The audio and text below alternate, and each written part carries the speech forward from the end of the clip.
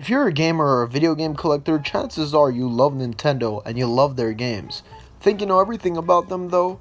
Because you might be surprised to know that many of their games and unique IPs have gone under the radar. Let's look at some lost and forgotten Nintendo gems. At number 5 we have Yoshi's Universal Gravitation, which was actually quite a groundbreaking and revolutionary idea for the Game Boy Advance. The game is a platformer which is very similar to games like Yoshi's Story with its sprite work and Yoshi's Island with its gameplay, but it uses unique gyro sensor controls, and this makes it one of the first Nintendo games to utilize motion controls even before the Wii, Wii U, 3DS, and Switch had a gyro sensor. Technology was ahead of its time, the graphics were beautiful, and the gameplay was just outstanding. Yoshi's Topsy-Turvy and Universal Gravitation is probably the title in this series that gets the least appeal and the least chit-chat, so I'd highly recommend picking up a copy because it's just something you shouldn't miss. Photograph the elusive Pokemon! How do you do it? You're gonna be fast! At number 4 we have a game that has rather not been totally forgotten but barely gets any mention, and to its credit it's actually quite the revolutionary one, and that's Pokemon Snap. Pokemon Snap is basically a photography simulator with gameplay of a rail shooter. Its colorful graphics and amazing sprites make it a must for the 64. At number 3 we have the mysterious Murasame Castle, which is the game that Takamarus Ninja Castle, a prominent minigame in Nintendo Land, actually took inspiration from.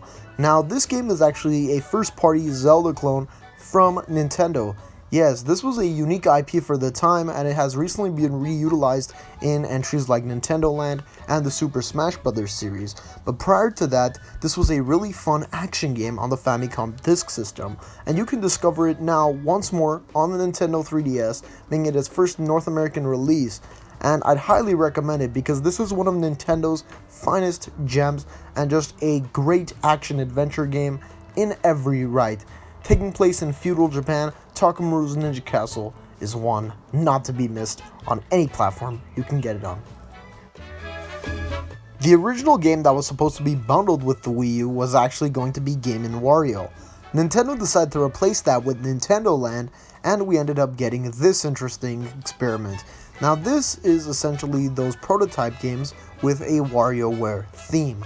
This is actually a really unique game, and it has a lot of really interesting gimmicks, but unfortunately it didn't capture the same magic of the WarioWare series, which it was firmly based off of, therefore not garnering the same amount of attention, making it number 2 on our list, because it's probably the most obscure out of the Wario games, even more obscure than the likes of Wario World.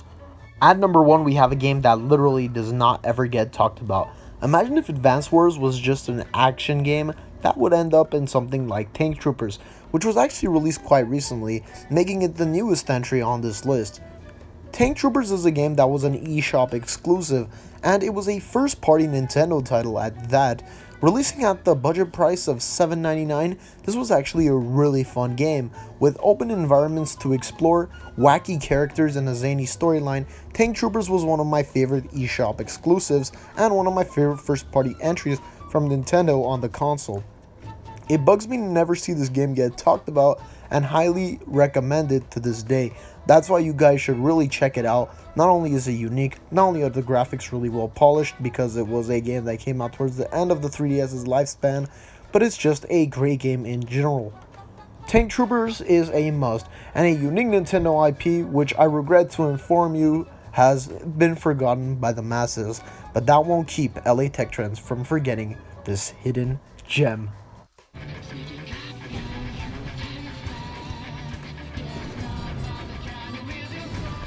Now, don't click on that next video because we have some honorable mentions, with the first one going out to Telero Boxer on the Nintendo Virtual Boy. Telero Boxer was essentially Punch-Out but in VR, and it is honestly a really fun game. You can definitely see that it has had influence over more recent entries like ARMS on the Nintendo Switch, but I really wish that this gets a eShop release for more to discover. The second honorable mention goes out to a game called Odama. Odama was a unique second-party Nintendo game and a GameCube exclusive that utilized the GameCube controller. You played the role of a samurai shogun who is essentially commanding a massive army of soldiers, and the gimmick here is that it's actually all a pinball table. Yes, your pinball is literally the cannon on a battlefield. It's a crazy, wacky game, and you can only expect stuff like this from Nintendo. Not only that, but the graphics in this game have aged beautifully, and it's quite a unique experiment. The final special mention goes out to Galactic Pinball, and you'll notice I'm quite a fan of this simplistic tabletop arcade game. Galactic Pinball is a Virtual Boy launch title and one of the best games on Virtual Boy. It's one that should not be missed for collectors. Thanks for watching this video from LA Tech Trends. Now, before we sign off, I'd like to inform you all that you should really give some of these games a try. Our favorite games are really just not something that should not be preserved. We really need to preserve these games, whether it's via emulation or whatever the matter may be. Some of these titles don't get the recognition they deserve, but video games are an art form, and an art form takes a lot of time, sweat, and tears to really create, and that's why we should not forget this top 5. Thanks for watching LA Tech Trends. Hey, subscribe, click the notification bell, and we'll see you soon. Goodbye.